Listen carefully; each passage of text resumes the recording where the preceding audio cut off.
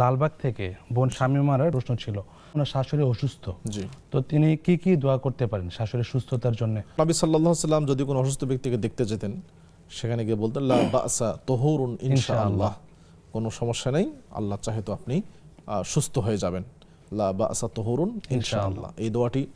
সেই সাথে শাফাক আল্লাহু শিফাআন কামিলান আজিলান জি গায়রা আজিলিন, এই দোয়াটি আল্লাহ তাআলা আপনাকে সুস্থ করে দিন। জি।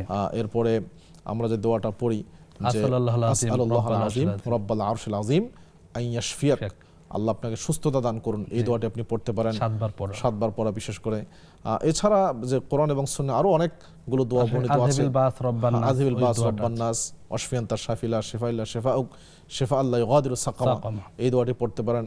এরপর আপনি তার যে ব্যথাযুক্ত স্থান বা যেখানে তিনি বেশি আঘাতপ্রাপ্ত সেখানে হাত রেখে দোয়া পড়তে পারেন।